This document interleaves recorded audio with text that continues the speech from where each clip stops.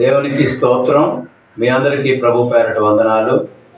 దేవుడు ఇచ్చినటువంటి మహాకృపను బట్టి మనం అందరం కూడా సజీవుల జాబితాలో ఉండి ఆయన స్తుతించడానికి మరొకసారి అవకాశం ఇచ్చినందుకు ప్రభువుకి అనేకమైన వందనాలు చెల్లించిన వారమై ఉన్నాము.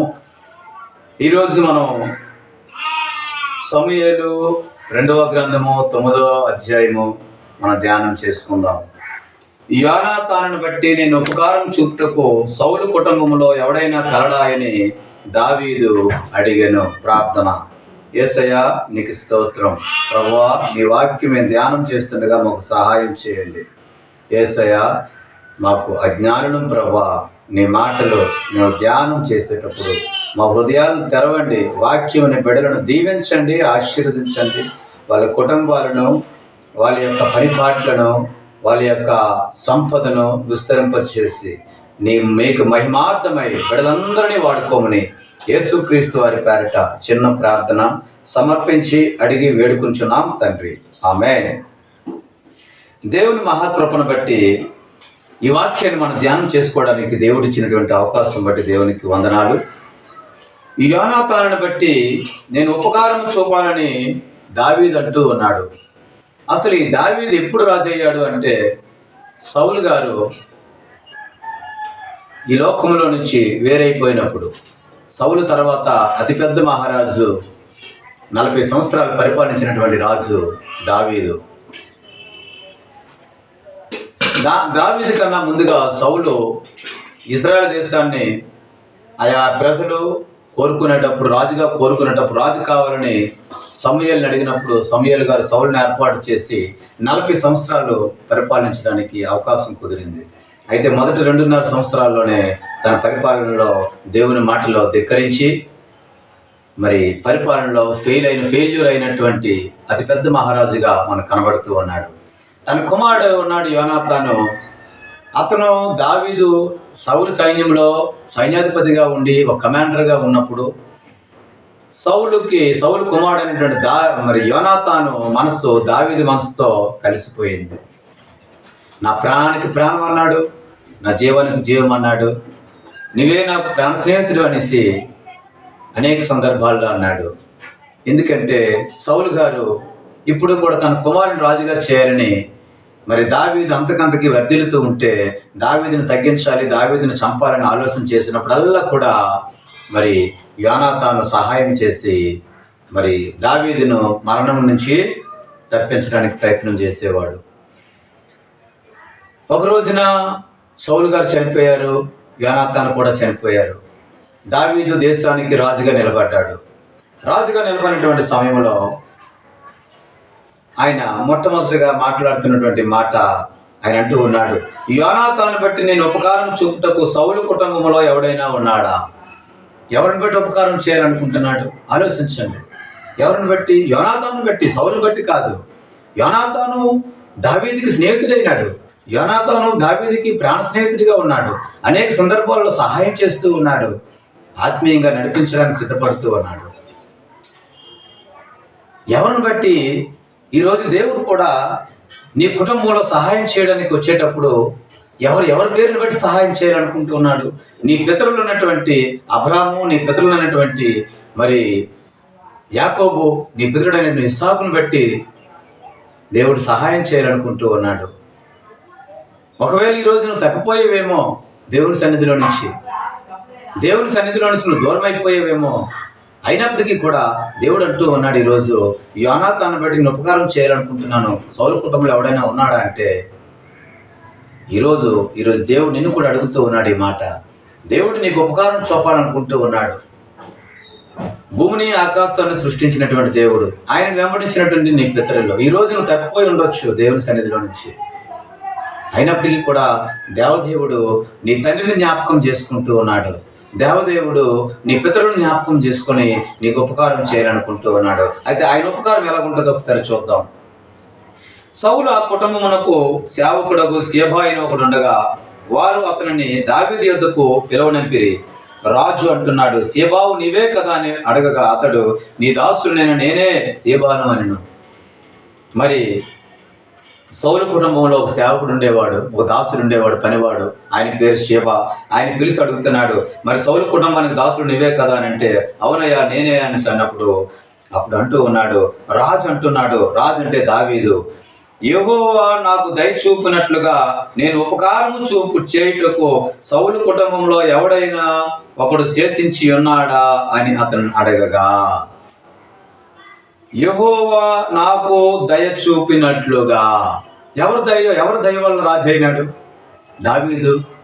దేవుడి దయ వల్ల, దేవుడు కృప చూపిన చేత ఆ ఉపకారం చేతను ఎవరికి సహాయం చేయాలనుకుంటున్నాడంటే, యోనాతాను బట్టి ఉపకారం చేయాలనుకుంటున్నావు. సౌలు కుటుంబంలో ఒక్కడైనా శేషించి ఉన్నాడా అంటే ఆయన అంటూ ఉన్నాడు కదా, యోనాతానుకు కుంటి కాళ్ళు గల కుమారుడు ఒకడు ఉన్నాడు అని రాజుతో మనం చేస్తున్నాం. అతడు ఎక్కడున్నాడు అని అడిగితే రాజు అడగగా, షీబ చిత్తగించి మాత్రం లొదెబారులో అమ్మీయేలు కుమారుడగు మాకీరు ఇంట ఉన్నాడని రాజుతో అనెను. అయ్యా మాకీరు ఇంట ఉన్నాడు, లొదెబారులో ఉన్నాడు. ఆయన యోనాతానికి ఒక కుమారుడు ఉన్నాడు, ఆయన మెఫీబోషెతు అనే ఒక కుమారుడు ఉన్నాడు. ఆయనకు కుంటి కాళ్ళు. ఎందుకంటే ఫిలిస్తీన్లు యుద్ధం జరిగేటప్పుడు వాళ్ళు పారిపోతూ ఆయన పడిపోయినాడు. చిన్నప్పుడు దాది తీసుకుని వెళ్ళిపోయినప్పుడు రెండు కాళ్ళు కుంటి కాళ్ళు అయిపోయినాయి. ఆ కుంటి కాళ్ళు గలవాడు ఇదిగో రాజు కుటుంబీకుడే, సౌలు కుటుంబీకుడే, యోనాతాను పుట్టిన కుమారుడే. ఆయన పేరు మెఫీబోషెతయ్యా. ఆయన లొదెబారులో మాకీరు ఇంట ఆయన ఏదో మెతుకులేస్తూ తింటూ ఉన్నాడయ్యా అనేసి అన్నప్పుడు ఆయన అంటూ ఉన్నాడు కదా, నువ్వు వెళ్ళి ఆ ఇంటి నుండి అతను రప్పించు, నేను ఉపకారం చేయాలి, ఆయనకి నేను సహాయం చేయాలి, ఆయన పోషించాలి, రమ్మను. చూడండి, నువ్వేస్తే లొదెబారు అది ఒక దుఃఖదాయనటువంటి ప్రదేశము, అది ఏడుపులు కలిగినటువంటి ప్రదేశము, దరిద్రం కలిగినటువంటి ప్రదేశం అది. అటువంటి ప్రదేశంలో నివసిస్తూ ఉన్నాడు. నీవు ఏ స్థితిలో ఉన్నప్పటికీ కూడా దేవుడు నిన్ను పిలుస్తూ ఉన్నాడు. నువ్వు పాపములో ఉన్నావా, నువ్వు లేకపోతే శాపములో కొట్టబడుతూ ఉన్నావా, అయినప్పటికీ కూడా దేవుడు నిన్ను పిలుస్తూ ఉన్నాడు. ప్రియమైనటువంటి సహోదరుడా, సహోదరి, నీ స్థితి ఏ రీతిగా ఉన్నదో ఆలోచించు. నీ స్థితి ఏ రీతిగా ఉంది? నీ తల్లిదండ్రులు మంచి భక్తిపరులుగా ఉన్నారే, ఈరోజు వారు లేకపోవచ్చును, కానీ నీ స్థితిని మర్చిపోవద్దు. దేవుడు నీకు ఉపకారం చేయాలనుకుంటూ ఉన్నాడు, పిలుస్తాను అంటున్నాడు.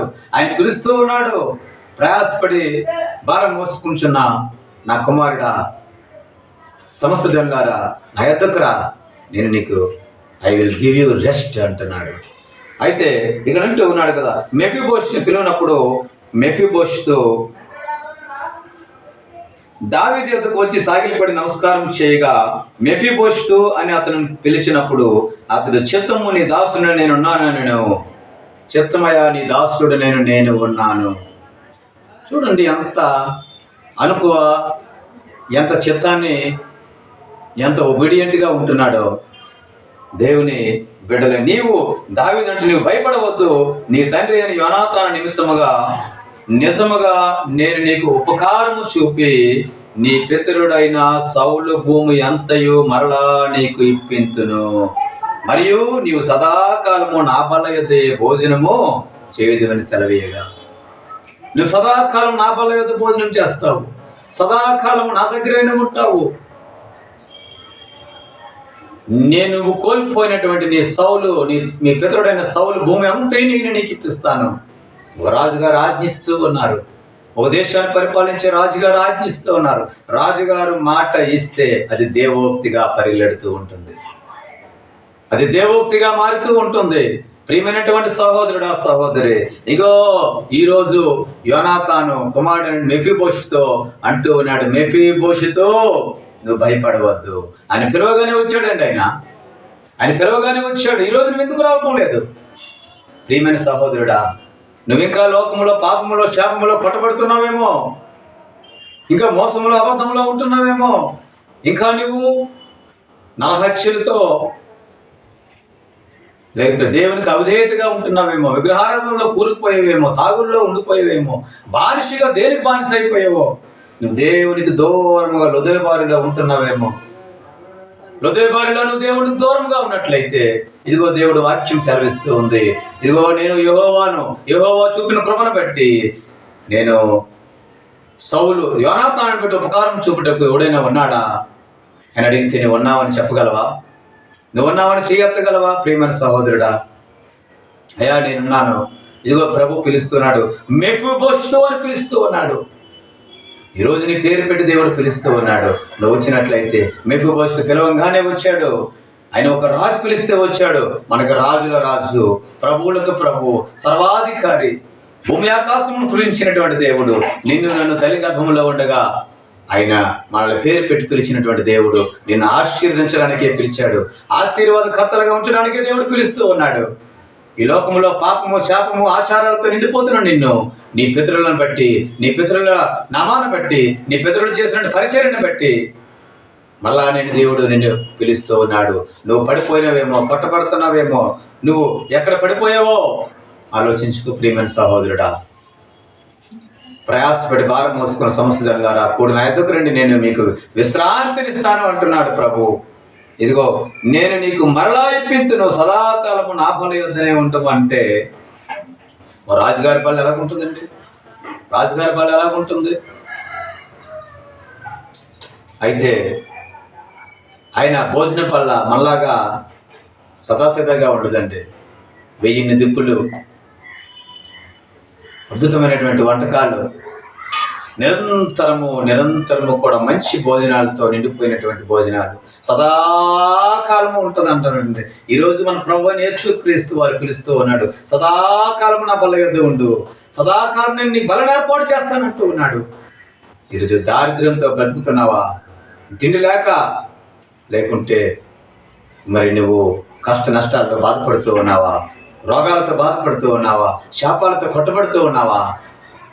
ఆకలితో అలమటిస్తూ ఉన్నావా? తిండి లేదని, గృహం లేదని బాధపడుతూ ఉన్నావా? ఆయన అంటూ ఉన్నాడు, సదాకాలము నా బల యొద్ద నేను ఉండు, నేను ఈ పితరుల భూమి అంతని మళ్ళా నీకు ఇప్పిస్తాను అంటున్నాడు. కాబట్టి ప్రియమైనటువంటి సహోదరులారా, ఆయన ఒక్క మాట అంటున్నాడు. ఆ మాట అనేసరికి మెఫీబోషెతు ఏమంటున్నాడంటే, ఇంకా ఆయనకి భయం వేస్తాను అంటున్నాడు. నమస్కరించి చచ్చిన కుక్క వంటి వాడు నేను నా ఎడల నువ్వు దయ చూపుటకు నీ దాసుడు నేను ఎంతటి వాడిని. ఇద్దరి మధ్య కన్వర్సేషన్, సంభాషణ ఎంత అద్భుతంగా ఉందండి. ఈరోజు చచ్చిన కుక్క లాంటి వాడిని అయ్యా, నేను చచ్చిన కుక్క లాంటి వాడిని, అలాగా నా యొద్ద నువ్వు నా యొద్ద అలాగా నా యొద్ద దయ చూపుటకు నేను ఎంతటి వాడిని అసలు.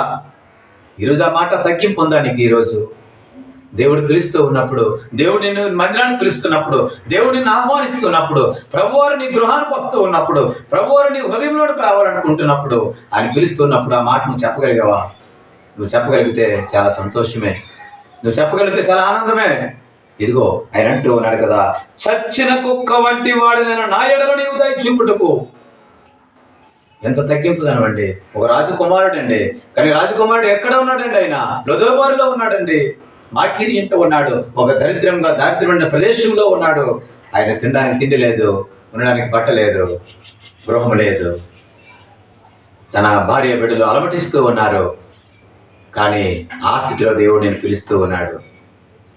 మెఫీబోషెతును పిలిచి ఒక ఉన్నతమైన స్థానంలో పెట్టినటువంటి దేవుడు ఈరోజు నిన్ను కూడా పిలుస్తూ ఉన్నాడు. నిన్ను కూడా దేవుడు పిలుస్తూ ఉన్నాడు. ఇంకా చూసినట్లయితే అంటూ ఉన్నాడు కదా, ఇదిగో అప్పుడు రాజు సేవకుడైన షెబాను పిలువనంపి సౌలుకును అతని కుటుంబం కలిగిన సొత్తంతటి నీ యజమాని కుమారుని నేను ఇప్పించి ఉన్నాను. కాబట్టి నీవును నీ కుమారుని దాసులను అతని కొరకు ఆ భూమిని సాగు చేసి నీ యజమాని కుమారునికి భోజనంకై ఆహారం కలిగినట్లు నీవు దాని పంట తేవలను. భూమి ఇవ్వడమే కాదు, భూమి పండించి ఇగో నీ యజమాని కుమారునిలో సౌలు కుమారులు, యోనాతాను కుమారులు, ఆ కుమారులకు నువ్వు పెట్టు, ఇది నీ డ్యూటీ. దేవుడు నీకు పనివాడిని కూడా దేవుడు ఏర్పాటు చేస్తూ ఉన్నాడు. ఎంత అద్భుతమండి. పనివాడిగా ఉన్న నీకు, దాసుడిగా ఉన్న నీకు, దారిద్ర్యంలో ఉన్నటువంటి నీకు, నీ జీవితం పాడైపోయినటువంటి నీకు నేను తీసుకుని వచ్చి అందరం ఎక్కించాలని దేవుడు ఆలోచిస్తే నువ్వు ఇంకా తాగుల్లోనే ఉంటాను, ఇంకా బానిసత్వంలోనే ఉంటాను, ఇంకా ఆచారాల్లోనే ఉంటాను, నేను ఇంకా మోసాల్లోనే ఉంటాను, ఇంకా నేను ఉగ్రవాదంలోనే ఉంటాను, ఇంకా నేను టెర్రరిస్ట్లోనే ఉంటాను, ఇంకా నేను నక్సలిజంలోనే ఉంటాను అని సమాజానికి వ్యతిరేకంగా దేవునికి అవిధేయతగా జీవించాలనుకుంటూ ఉన్నావా? ఇంకా నువ్వు బానిసత్వంలో ఉంటూ ఉన్నావా? అమ్మాయిల వలలో అబ్బాయిలు, అబ్బాయిల వలలో అమ్మాయిలు పడిపోయి వాళ్ళ జీవితాలు పాడు చేసుకుని కుటుంబాలను చిన్నాభిన్నం చేసుకుంటూ ఉన్నారే. నువ్వింకా స్థితిలో ఉన్నావా సహోదరి సహోదరుడా? ఈ వాక్యం నీతోనే మాట్లాడుతూ ఉన్నాడు సహోదరుడా సహోదరి.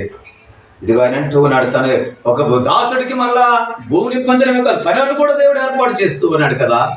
క్షేమాన్ని ఏర్పాటు చేస్తూ ఇదిగో నువ్వు భూమి అంతా పండించి, నేను భూమి ఇచ్చాను, భూమి పండించు, నీ యజమానులు కుమారులకు అందరికీ నువ్వు పంట పండించి భోజనం తెచ్చు. ఈయన మాత్రం నా బల్ల యొద్దనే ఉంటాడు, నా బల్ల యొద్దనే ఉంటాడు. అయితే దేవుడు ఆయన మెఫీబోషుతో అంటూ ఉన్నాడు 12వ వాక్యంలో, మెఫీబోషుతో రాజకుమారుల్లో ఒకడైనట్టుగా రాజు బల్ల యొద్దనే భోజనం చేయించుండెను. రాజకుమారుల్లో ఒకడైనట్టుగా. ప్రియమైనటువంటి దేవుని బిడ్డలారా, రాజకుమారుల్లో ఒకడైనట్టుగా. ఏ రాజు అండి? దావీదు కుమారుల్లో ఒకడైనట్టుగా. ఎక్కడున్నావో, ఏ స్థితిలో ఉన్నావో, ఈ లోకంలో ఒక సామాన్య కుటుంబంలో ఉన్నప్పటికీ, కానీ నీ స్థితి ఏంటో తెలుసా? నువ్వు ప్రభువుని నమ్ముకున్న తర్వాత రాజకుమారుడివే. నువ్వు ప్రభువుని వెంబడించిన తర్వాత నువ్వు రాజకుమారుడివే. ఇదిగో ఈ రోజు నుంచి దేవుడు నీకు ఆజ్ఞాపిస్తూ ఉన్నాడు, నువ్వు రాజకుమారుడివే. నువ్వు ఎప్పుడైతే మారు మనసు పొందావో, ఎప్పుడైతే మళ్ళా నువ్వు సన్నిధికి వచ్చావో, ఎప్పుడైతే నువ్వు మోకరించావో, ఎప్పుడైతే నీ యొక్క దోషములను పాపములు సమస్తము ఆయన సన్నిధిలో ఒప్పుకొని విడిచిపెట్టావో, నీ పరిశుద్ధమైన జీవితం జీవించాలని ఎప్పుడైతే నువ్వు స్టార్ట్ చేసావో, ఆ రోజు నుంచే నువ్వు దేవుని కుమారుడిగా పిలువబడ్డావు. దేవుని కుమారుడిగా నువ్వు ఎంచబడ్డావు. నువ్వు రాజకుమారుడిగా ఎంచబడ్డావు. ఇదిగో దావీదు అంటూ ఉన్నాడు మెఫీబోషుతో, సదాకాలముగా నువ్వు రాజబల్ల యొద్దనే భోజనం చేయించుండెను. రాజకుమారుల్లో ఒకడైనట్టుగా. ఏ రాజు ఇప్పుడు పరిపాలిస్తున్న రాజకుమారులకి ఎటువంటి భోజనం ఉందో అటువంటి భోజనం మెఫీబోషుకు అందిందండి ఈ రాజు.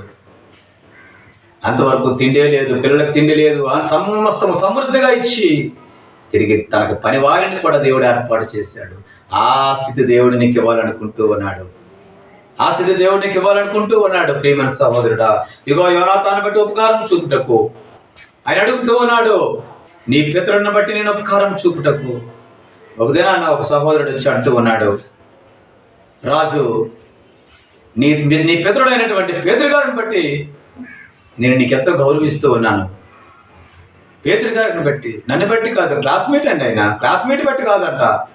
ఆయన ప్రభువుని అంగీకరించాడు, బాక్సింగర్ సావాసంగా నేర్చుకున్నాడు. ఆయన అంటూ ఉన్నాడు, ఇదిగో నీ పితరుడైనటువంటి పేతురు గారిని బట్టి నేను గౌరవిస్తూ ఉన్నాను, రాయ్యా నువ్వు దేవుని పని చేద్దామంటూ ఉన్నాడు. అరే నేను క్లాస్మేట్ని కదా, నా పేరెట్టి రాదు, ఆ పేరెట్టి నేను పిలవను. నీ పితరుడైన పేతురు, నీ పితరుడైన అబ్రహాం బట్టే అంటే నిజమే కదా. దేవుడు ఎంత ఉపకారం చేయాలనుకుంటూ ఉన్నాడయ్యా. పడిపోయిన నీ జీవితాన్ని దేవుడు మళ్ళా కట్టాలని ఆశపడుతూ ఉన్నాడు.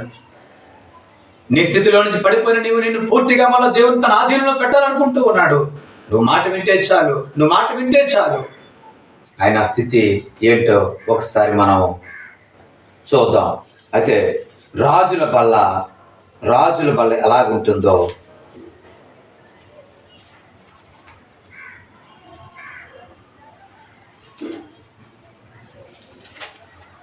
ప్రియమైనటువంటి సహోదరుడా, నీ స్థితి, నీ పరిస్థితి ఎట్టి రీతిగా ఉందో ఒకసారి ఆలోచించండి. నువ్వు ఇంకా లోకంలోనే ఉండిపోతానంటే, ఇంకా నువ్వు లోకంలోనే జీవిస్తాను అంటే, ఇంకా నిన్ను బాగు చేసేవాళ్ళు ఎవరు? నిన్ను స్తుతించేవాళ్ళు ఎవరు? నేను గణపరిచేవాళ్ళు ఇంకెవరు? ఈ లోకం నిన్ను పాడు చేస్తూ ఉంటుంది, లోకం నిన్ను చేస్తూ ఉంటుంది కదా. ఆ స్థితిలోనే ఉంటావా? వద్దు. ఇప్పుడే మారు మనసు పొందు, ఇప్పుడే దేవుని సన్నిధికి రా. ఆయన ఉపకారం చేయాలనుకుంటూ ఉన్నాడు. ఆయన ఉపకారానికి నువ్వు సిద్ధపడు ప్రియమైన సహోదరుడా.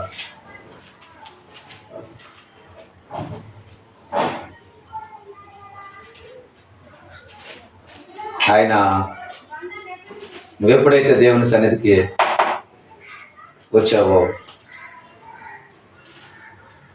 దేవుని సన్నిధిలో ఎప్పుడైతే నువ్వు నిలబడ్డావో, ఆ రోజు నుంచి దేవుడు నీకు ఎంతగానో దీవించాలని రావాలి. అయితే దేవుని కృపను బట్టి ఆయన బల్ల, అసలు రాజుల బల్ల సదాకాలం నా బల్ల యొద్ద నేను భోజనం చేస్తావు అంటే ఆయన రాజుల బల్ల ఎలా ఉంటుందో ఒకసారి చూద్దాం. ఒక్కొక్క దినమునకు సొలొమోను భోజనపు సామగ్రి ఎంత అనగా సొలొమోను తాలూకు భోజన సామగ్రి రాజుల బల్ల, 600 తూముల సన్నపు గోధుమ పిండి, 1200 తూముల ముతక పిండియు, కొవ్విన ఎడ్లు 10, విడి ఎడ్లు 20, 100 గొర్రెలను, ఇవి కాక ఎర్రదుప్పులు, దుప్పులు, జింకలు, కొవ్విన బాతులు తేబడిను. ఒక్క దినానికండి ఇవన్నీ, ఒక్క దినానికి భోజనం, ఒక పూటకి, ఒక రోజుకి భోజనం ఇది.